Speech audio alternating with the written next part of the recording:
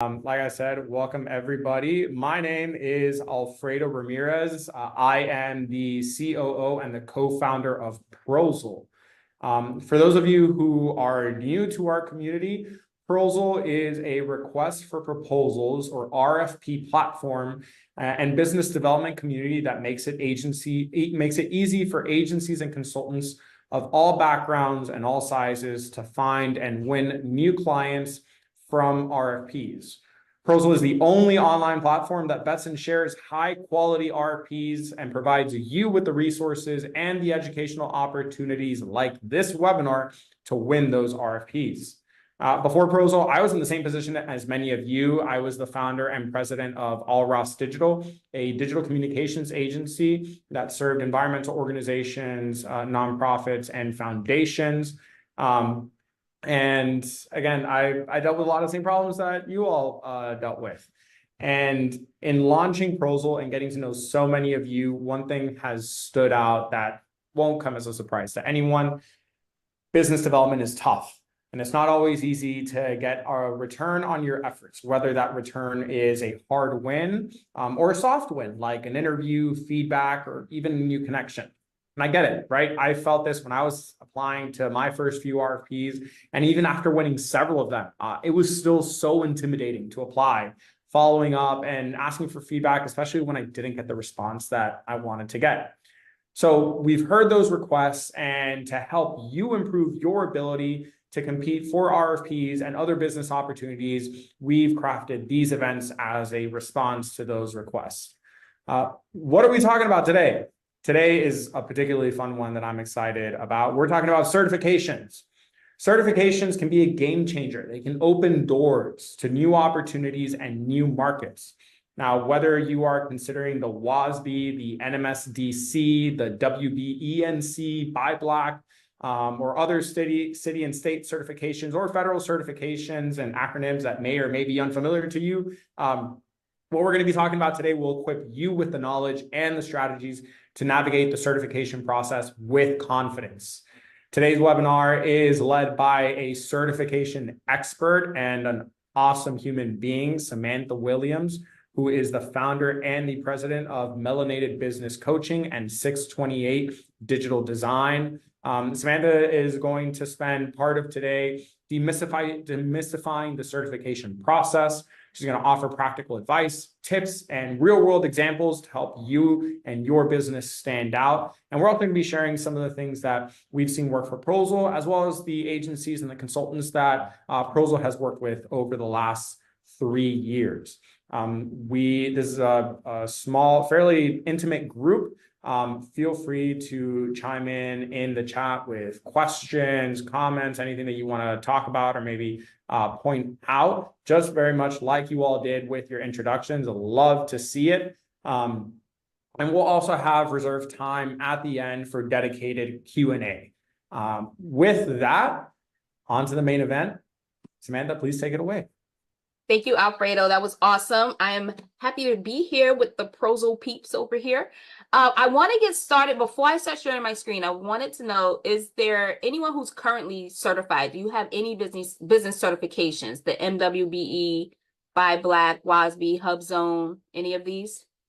No. Okay, so we're starting from scratch. None yet. All right, Tess. Well, we're going to get started. Let me share my screen.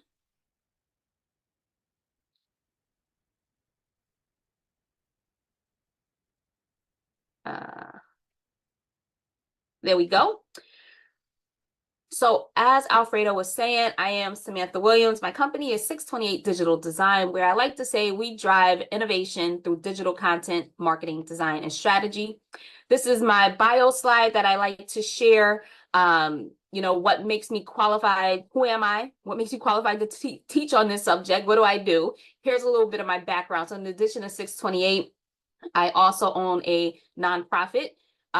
It is CMWP Foundation. We have a program under that, the Collaboration of Minority Women Professionals. And so the nonprofit is it's an entrepreneurial support organization empowering Black and minority men, women, and children. Oh, I am also the owner of Melanated Business Coaching, where in addition to business coaching, we do the technical assistance like we have here. I assist people with getting and understanding the certification process, and also grant sourcing, writing, review, and submission. I serve on several boards and commissions in the local community. Down on the left are some of the awards and accolades myself and the business have received over the years.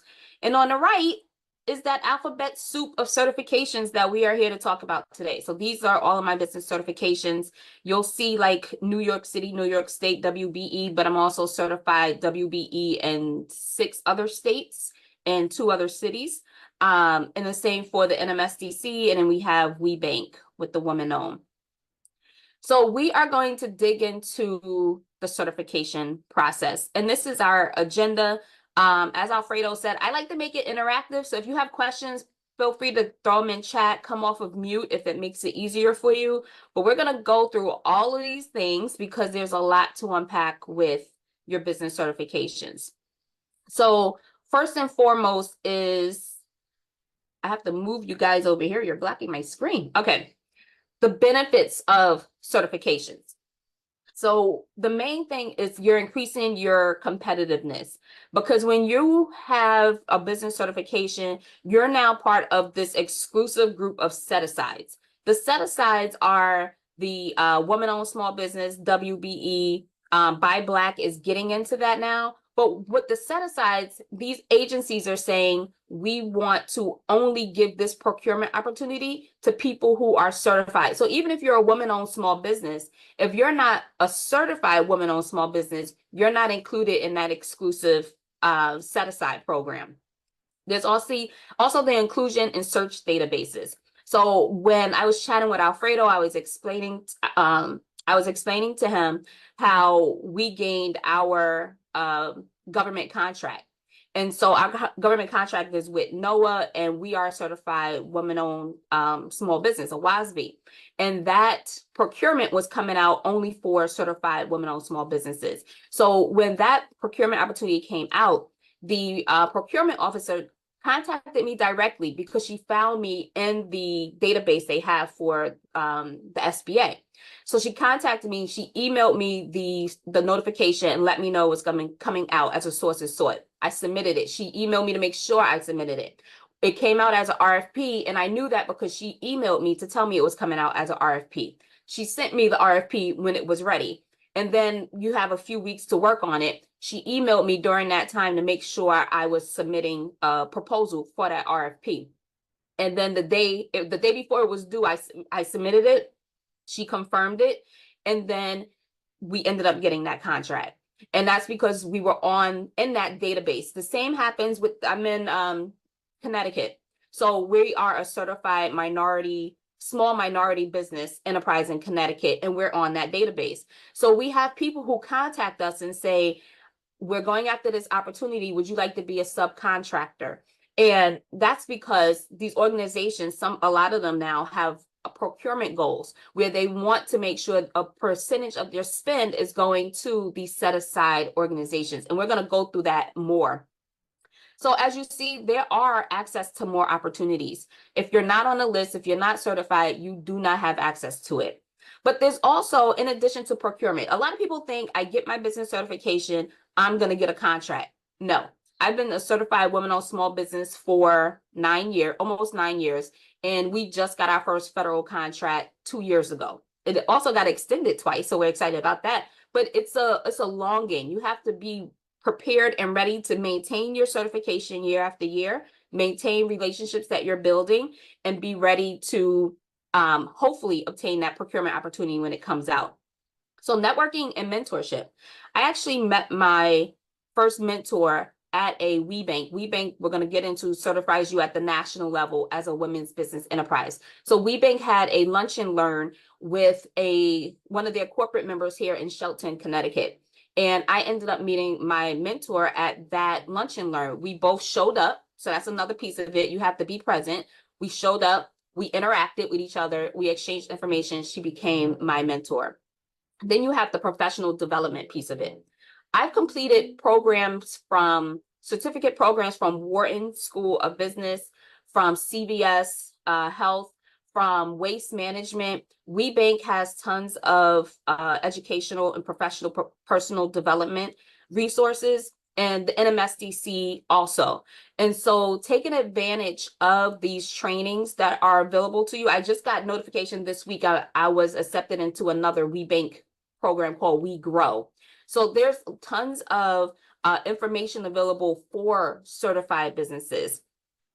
Introduction to Fortune 500 companies. So just how we had that on-site, in-person lunch and learn here in Connecticut, you have access to webinars where they say how to do business with Lockheed Martin, how to do business with Target, and you have access to those procurement officers in those agencies. But in addition to that, a lot of them offer matchmakers, and I've been going to matchmakers for 8-9 years now.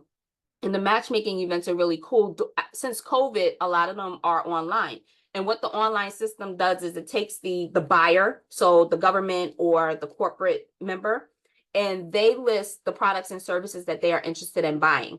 And then when I register, I'm registering as a supplier or a seller, and I'm listing the products and services that I sell. The online system then matches these two, and then we have a matches page. If you go to your matches page on these the matchmaker websites, it'll list all of the agencies that you've been matched with, and you can go into their profile and you can see what products and services they are buying. You can message them through there. You can email them if their email's available, and then there's a calendar function where you can schedule a matchmaker, which is usually a 5 to 10 minute quick meeting just to introduce your company. And then the purpose of that is to schedule a later meeting to follow up.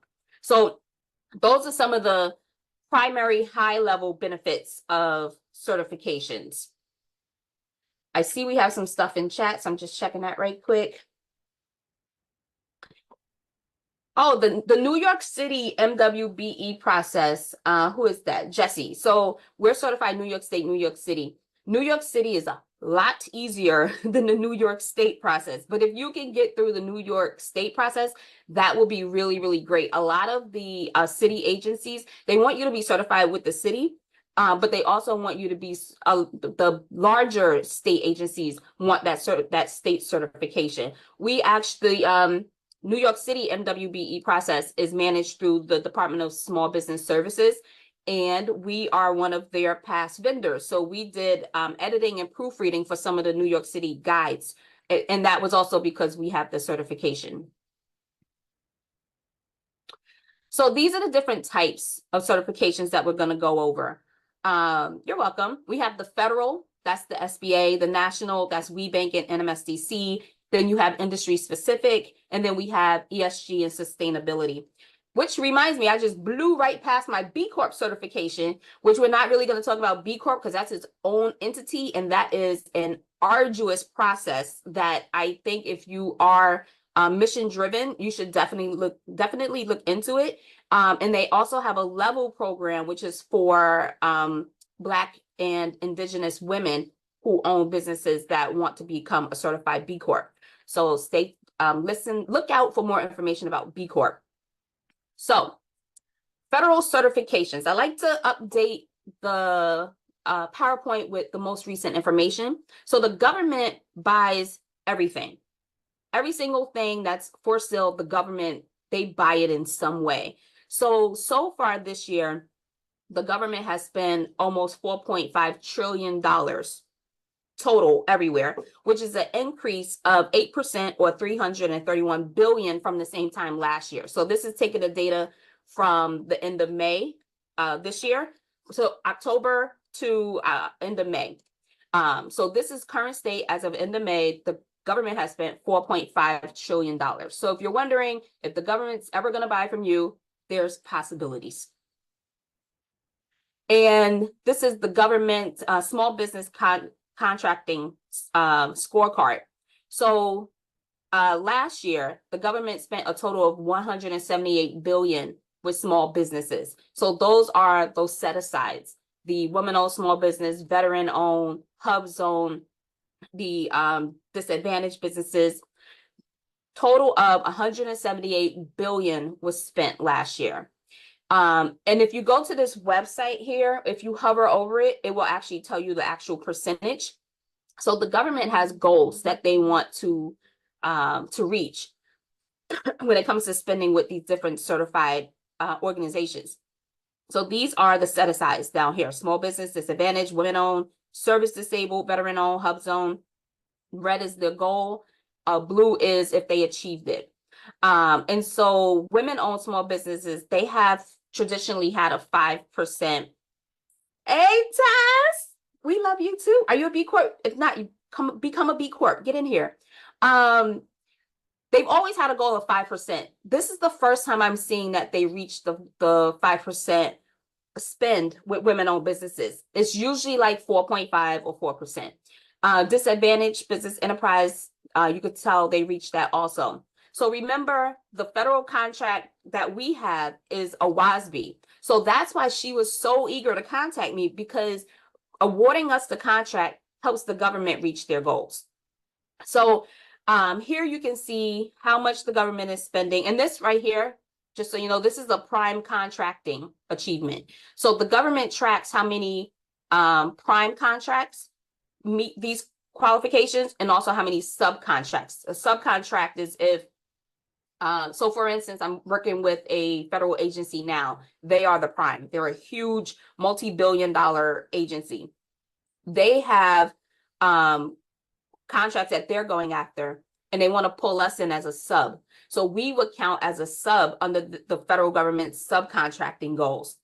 They would count as a prime if they meet any of these designations. And also another thing to note, all of these set-asides have a revenue cap. So once you reach a certain level of revenue, you're no longer eligible to have this certification. So that's how the government keeps it diverse and inclusive, by keeping a cap on it. I don't have the number on me, but I want to say the cap is somewhere around 25 to 50 million. So until you reach there, you're able to maintain this. Later, we'll talk about the 8A certification. I know organizations who reduce their revenue. They stopped taking clients because they didn't want to lose their 8A designation. So sometimes it's strategic on how you're going to work your certifications.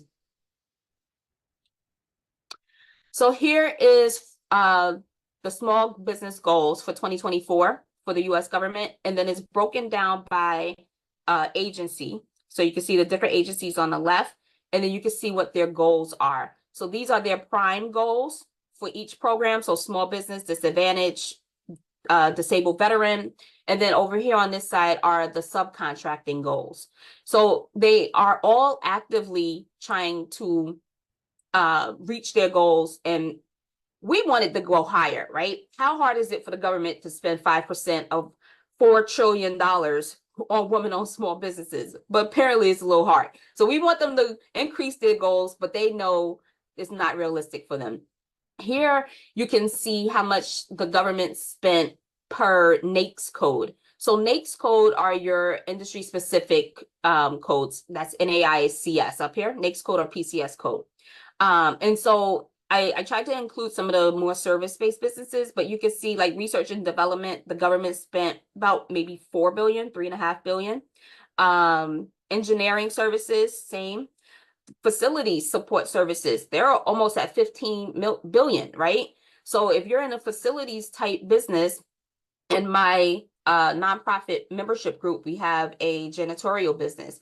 She would be grouped in that 15 billion, right? That shows the opportunity that's out here.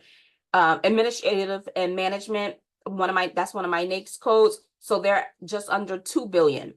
Software publishers, they're about maybe 1 billion.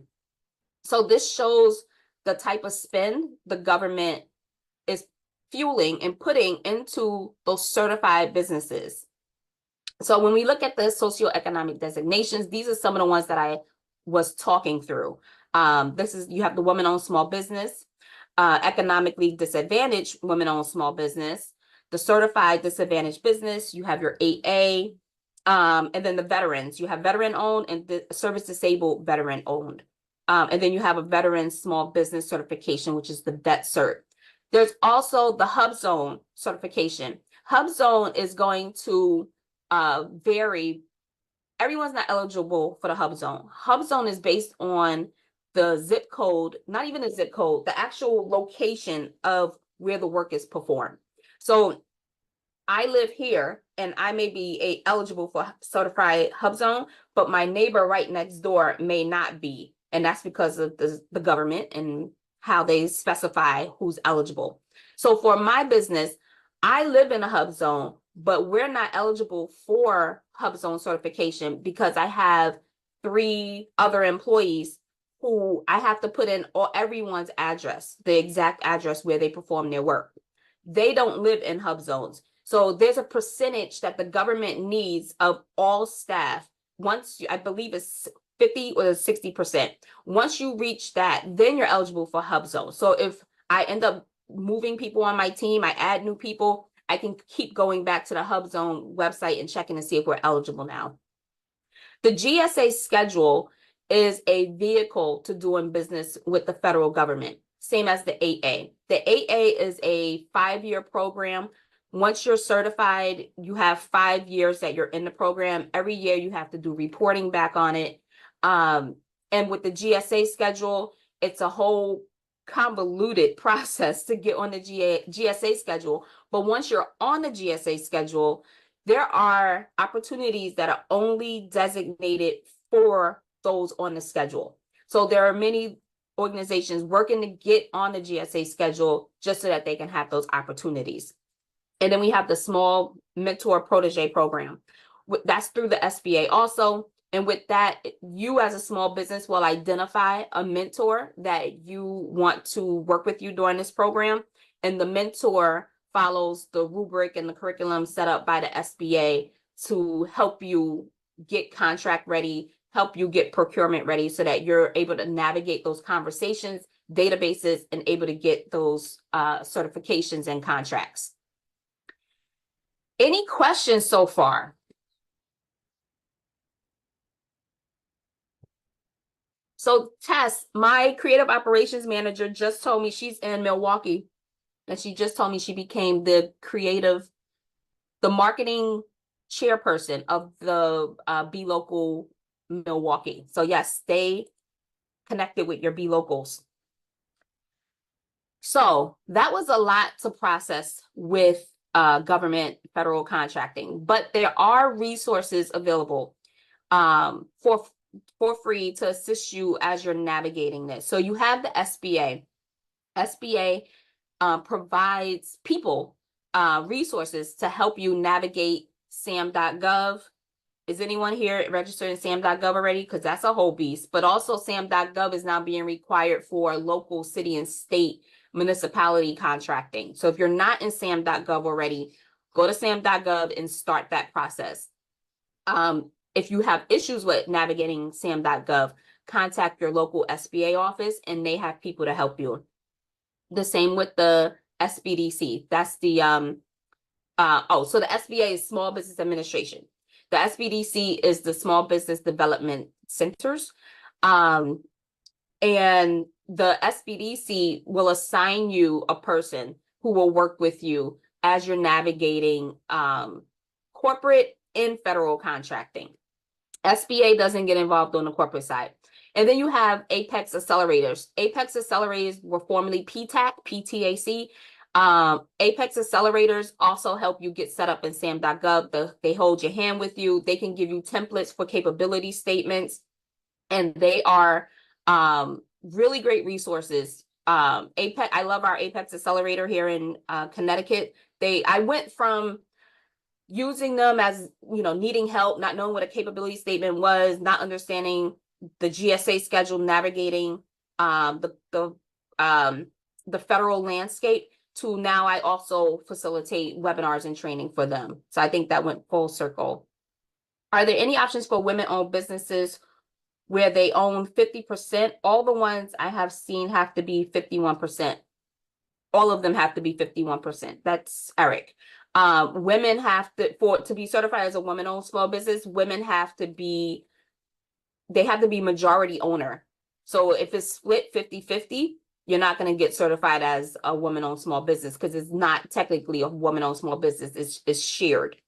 And also, there are people who go and put their wife on, their cousin on as 51% ownership, woman-owned small business. But when you're going through that certification process, WBENC or with the government, you are you're notarizing documents. You are stating and testifying that the woman listed on that application is the one running day-to-day operations. She is the one in charge. Everything stops at her, is what you're certifying. So if that's not the case and you have a woman in that position, I hope you don't get audited. So you want to make sure for women-owned small business, and it's the same for minority-owned business, you have to have 51% ownership. Veteran is 51% ownership or more. Proposals and Sam and getting those cage codes so we can get our 8A and hub zone. Yes, 8A is a process, Alfredo. You'll figure that out once you start going through that. Florida SBDC was essential. Yes. SBDC it's a great organization. I actually was just emailing our SBDC here because we want them to do some training for my nonprofit on a program we're doing. These are free resources that you should be taking advantage of. Go to each of their websites, get on their email list. That's what I tell everyone. Get on the email list, stay up to date. They also provide training. All of these organizations provide trainings. The only one I don't have here, because it's not really I guess it is federal, but it's smaller, are your women's business centers, the WBCs. Here in Connecticut, we have the WBDC, the Women's Business Development Center or Council. But they do more than just help women. They help people of all genders. Get on their email list and you can stay up to date with what they're doing and get the resources that you need. Now we're going to shift. We're going to go from federal to corporate, the national certifications. So these are some of your certifying agencies and the different types of certifications. So on the corporate side, you have your WMSBE, your DBE. Your WBE is your Women's Business Enterprise. SBE, Small Business Enterprise. MBE, Minority Business Enterprise. And then you have the DBE, which is the Disadvantaged Business Enterprise through your local DOT. So for the DBE, you're going to first get initially certified in your home state, whatever state your business is registered in. If you want to get certified in other states, you're going to have to send that other state your initial application that you submitted after you get certified, along with proof that you are certified as a DBE. And then you can have interstate certification as a DBE. So I'm certified DBE in, I think, 7 states. We just got another one last week. And part of that is because these are all proposals from Prosel, of course. And so as I'm looking at these are RFPs. As I'm looking at the RFPs, a lot of these agencies and organizations are giving you extra points in your proposal if you have a DBE or MWBE in their state. And it's usually very easy, especially because now I have all my documents and everything together. So if I see I can get 10 extra points on my proposal if I'm certified, part of me writing my proposal is going to their website, figuring out how to get certified and obtaining that certification. These are free or low cost. I think I've seen very few that actually charge you for certification, and that's throughout the country. And so these are the organizations that would certify you at the national level.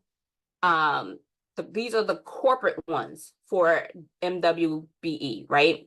WBENC, we've been certified WBENC for almost 9 years. That's the Women's Business Enterprise National Council. It's pronounced WBENC. I'm in the New York DC. I forget what they call it, but I'm in the New York DC version of WBENC. So we are WBEC. So they don't have the N in there. So we're WBEC New York DC. And then you have the NMSDC. That's the National Minority Supplier Development Council. These are all regional. So I'm in the Greater New England Minority Supplier Development Council because I'm located in Connecticut. If I was in New York, then I would be in the New York NMSDC. ByBlack is a fairly new one. I believe it's about 2 years old. We got that certification as soon as it came out. ByBlack is actually free. So if you have a Black-owned business, again, 51% ownership or more, then you can also apply for the Black-owned business certification. And that is through the US Black Chambers and ByBlack. And so those organizations are now working with the government to have an official BBE certification, just like we have WOSB, MWBE, and so we want to also include the BBE, where it just becomes standard. And then you have the National Gay and Lesbian Chamber of Commerce, the NGLCC.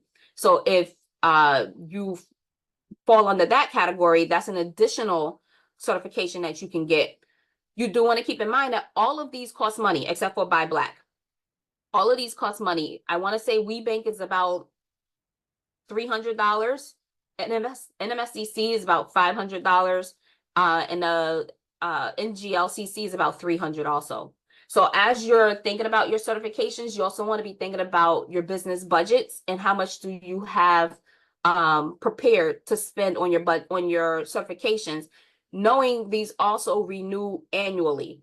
WBENC and NMSDC have previously offered reimbursement or scholarship for or sponsors of their certification. So this last year when I did my NMSDC certification, it was a reimbursement. So I paid the $400 or $500 up front, and then through a program they had with Lowe's, I was able to be reimbursed that amount. So you want to take that into consideration also.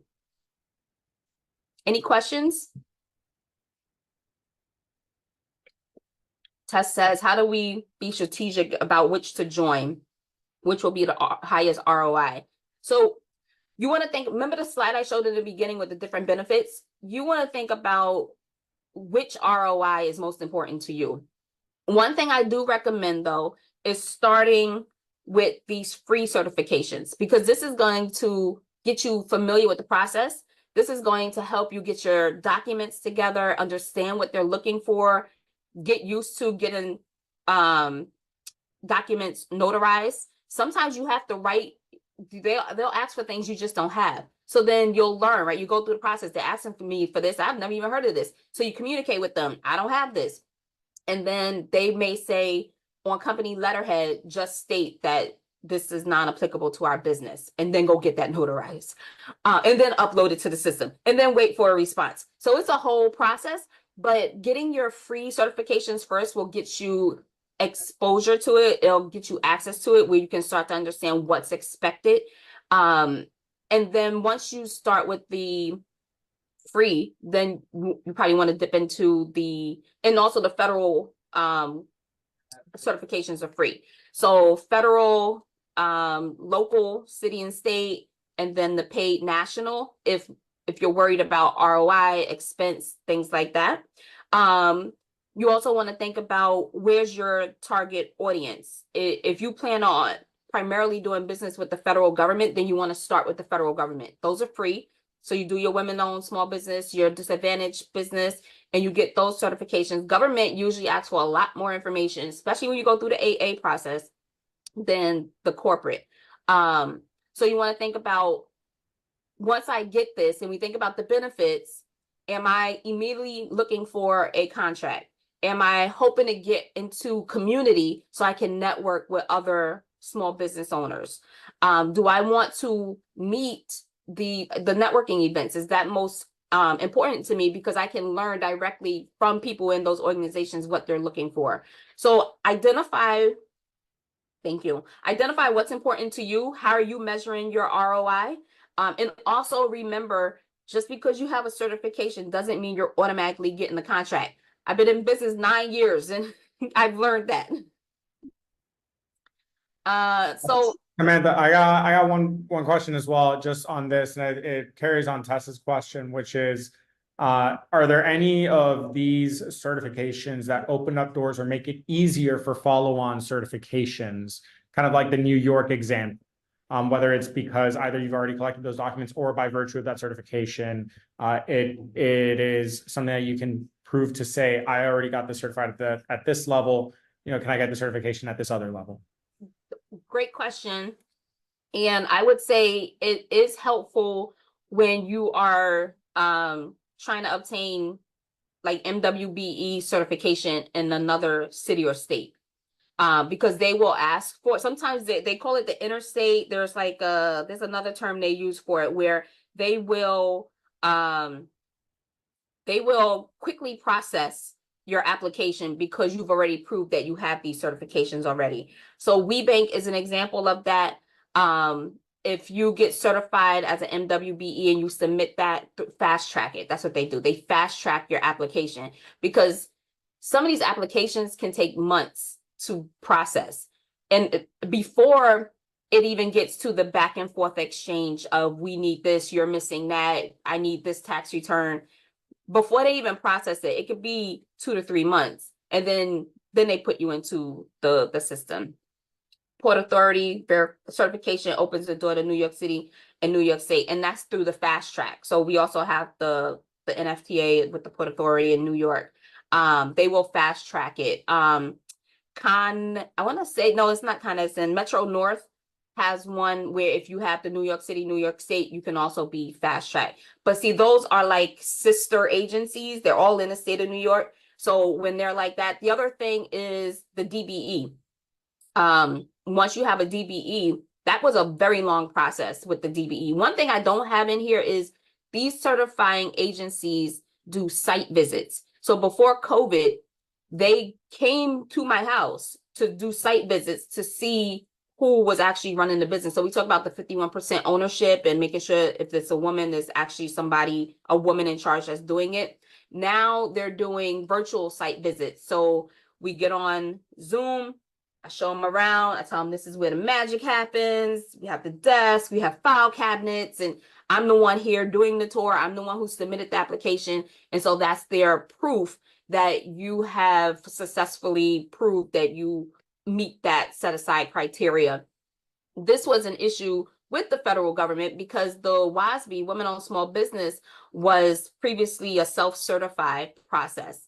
And there were a lot of people going and getting the Women-Owned Small Business certification who did not identify as women or women-owned small businesses.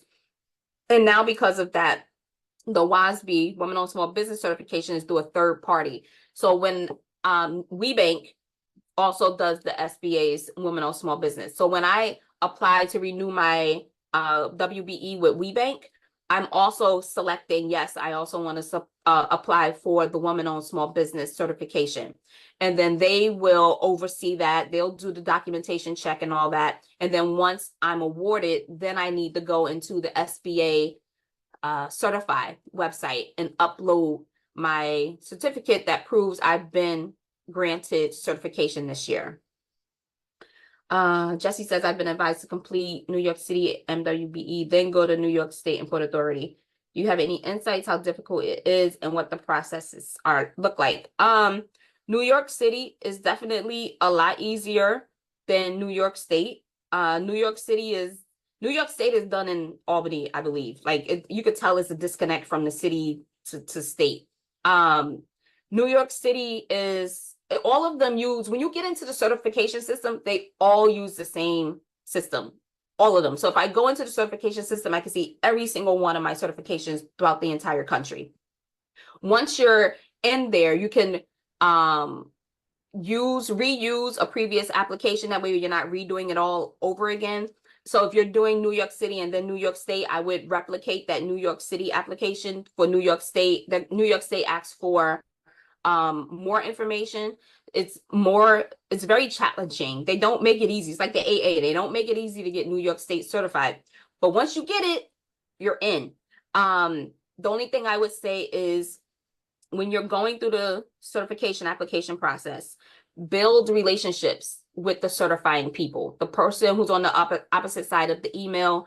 Don't be rude to them. It is New York. Don't be rude to them. Give them what they ask for. I just had this issue with an FTA, the Niagara Transportation for my New York DBE.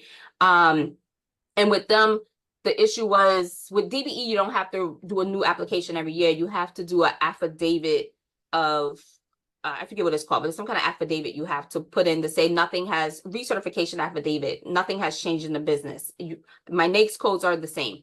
And so I had submitted an application instead of the affidavit. So the guy emailed me back and said, this is what you actually need to submit. Go get this notarized and email it to me, and I'll upload it directly into the system for you. So that's what I did. But then I keep getting notifications saying your application is going to expire, your application is going to expire. So then I email him and say, hey, I got this notification. Do I need to do anything? And he says, nope, you don't have to do anything. You're all set, because he already sent me my new certification letter. So he said those will stop after like 45 days or so, but you're fine. So understanding that the person on the opposite side of those emails, the people pushing back and saying, we need more, those are actual people. And if you build relationships with them, it'll make the process go a little easier. I'm just starting out and starting with the Port Authority certification and SBA's DBE program. That's the Disadvantaged Business Enterprise through the SBA. DOT is the one I was just talking about. They also have the Disadvantaged Business Enterprise. Disadvantaged Business Enterprise, I believe you need to be making less than 5 to 10 million. So if you're less than 5 to 10 million, you're considered disadvantaged. Are there any nonprofit organizations providing support through these processes? So the ones that I mentioned here, the SBA, SBDC, Apex accelerators, they will help with your federal government certifications. They do not help with WBENC, NMSDC. But I do. That's why I'm here, because I can help you. Because it is an arduous process. And a lot of people, it's a long game. A lot of people don't have the patience to continue following up, sending emails, uploading documents. So here are your industry-specific certifications. You have your OSHA, your ISO. A lot of these are environmental, sustainability type certifications. Then you have your process improvement. I'm a certified Lean Six Sigma, Green Belt in Six Sigma. So you have Lean, you have Six Sigma, then you have your PMP for project management, or your Scrum Master. And then we got the B Corp. We already talked about the B Corp. B Corp is through B Lab. So when you're ready to start your certification process, this is a list of some of the information they're looking for. Depending on who you are applying for certification through, they may require something else. One thing that's missing off of this is the sam.gov. So it's getting impossible to register for certification at the city and state level without sam.gov. So you want to start with sam.gov. And then you want to start getting all of these documents together. You want to create a folder on your computer. You want to, matter of fact, Alfredo, you have a process for this. I do. So we applied to, so Florida, Prosel was first incorporated in Florida. We reincorporated in Delaware just for internal reasons. But when we were in Florida, we applied to and got the Florida minority owned business certification, which has made it really easy for us to apply to the one in Delaware and kickstart the process at the federal level. And so what we did was we used ClickUp as our task project management tool, very similar to any other project management tool like Asana or Trello or other things that you might be using. And so we broke out every single requirement. There were like 12 or 13 things that we needed to submit in order to be considered, including our local business tax receipt, the proof of citizenships, resume, CVs, articles of incorporation, like 3 notarized documents. And so even though we had all that information, we had it in our email, we had it in Google Drive, what we did is we created this task and ClickUp with a bunch of subtasks that for each individual requirement, we labeled that task by the name, right? So we said like proof of citizenship was the name of the task, and we uploaded the document to the task and then we closed it out, which now makes it easy because then we can replicate that task and update the requirements. And if we say, well, we need a proof of US citizenship, we can copy the task and then have that document already appended, or simply search for it, kind of like an internal wiki, and we'll have easy access to that rather than having to go into Google and see if we have to get the most recent document. We're always pulling the most updated document related to what that ask is, and it's something that's worked for us a ton. So that's just something that Prosel has been doing, and want to share that as a tip for you all. Yes, thank you. because this can be an arduous process to track down all this information, to find it time and time and time again, and upload it. It becomes a lot. But I want to share this so you can see the type of information documents they're looking for, especially like the AA. They want to know all of your financial investment information, all of your retirements, any property that you own. Of course, your P&L, balance sheet, and all of that, 3 to 5 years of taxes, your all of your debt. Starting this process early on, I had to learn what a bank signature card is, because I'm like, I have a debit card, it's a signature card. And going through this process, I've now learned signature card is a letter from the bank that says these are the people who are able to make transactions in the bank, who can move money in the bank. That's your bank signature card. I learned that going through the certification process. They will require a capability statement. If you don't have that, you need to start building your capability statement. And then we have the RFP databases. So of course, we're all here because we love Prozl. Alfredo, I'll let you speak to how Prozl differs from the others. Yes. So if you're signed up to any of these, or maybe you're not signed up to any of these, but Prozl does source and validate RFPs and RFIs, RFQs, tons of other documents, and we pull out a lot of information, especially the requirements and certification needs, right? So Samantha was talking about the set-asides earlier, or sources sought or preferences. So we pull all that information out very easily for folks to see, along with other information related to the project or vendor preferences. That's something that very few, I don't think I've seen really anyone else do that, and really take an RFP and all the universe of RFPs, which if you've read more than 5 RFPs, you'll know that no 2 RFPs are alike. All of them are different. They're structured in incredibly different ways. And they can be 2 or 200 pages, but we make it easy to really simplify and digest the information so that you can quickly determine, is this right for me, or should I move on to the next thing?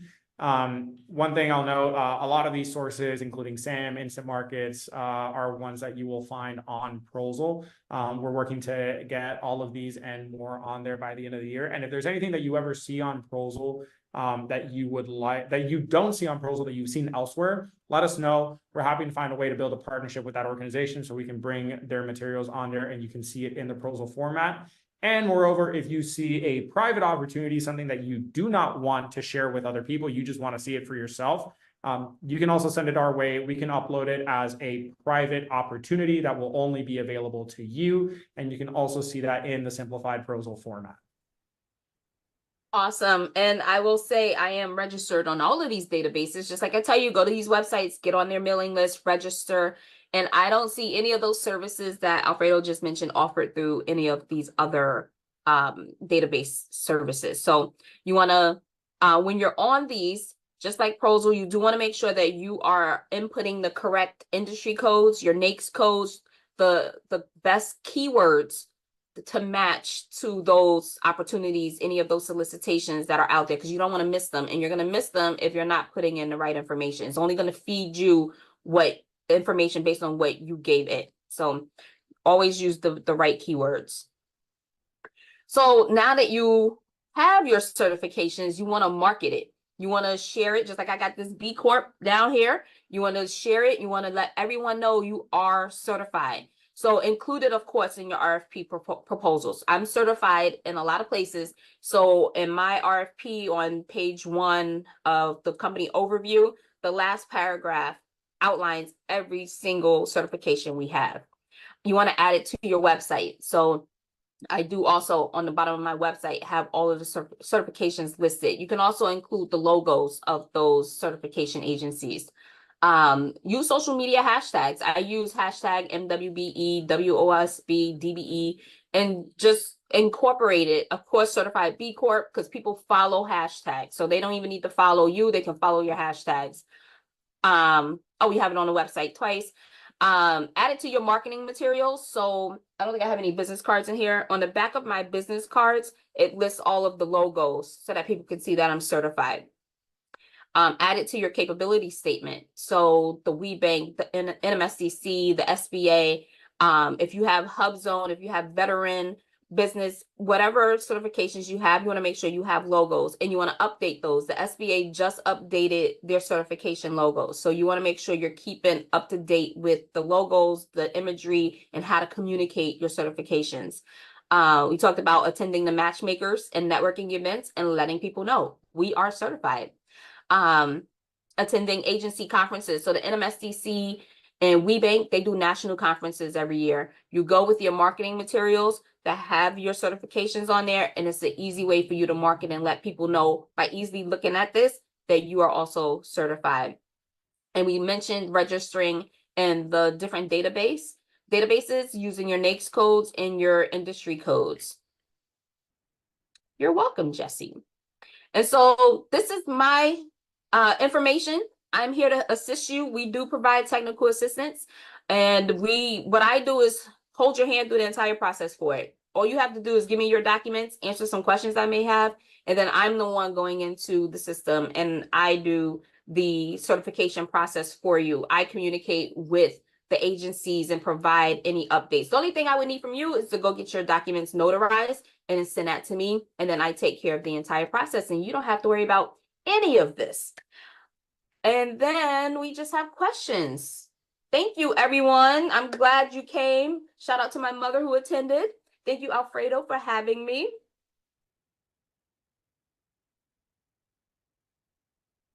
And we're all done. Amazing. Perfect. So let me just set myself up in here.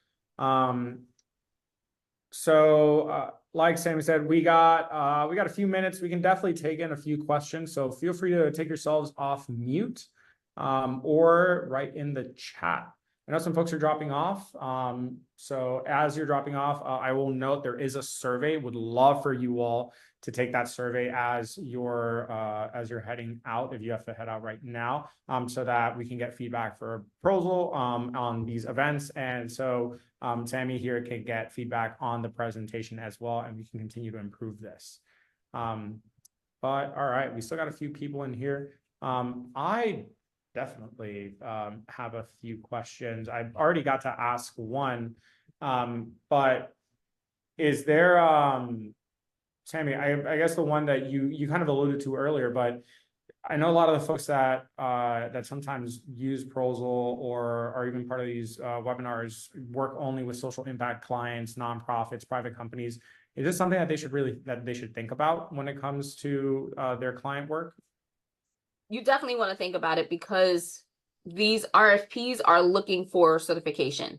I have tons of RFPs right here. Maybe all of them will ask, share your certification, MWBE, submit proof of it.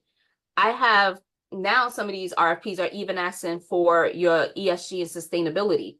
So when you're thinking about the mission-driven organizations, the nonprofits, they are requiring it in their suppliers because it matters to their stakeholders. What vendors are they working with? How are these vendors certified? What do these vendors think are important? What are their values? So definitely for the mission driven and the nonprofits, yes. Amazing, thank you. Any other questions?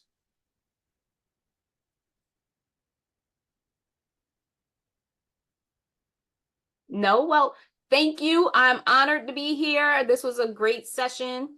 I look forward to seeing you guys again soon.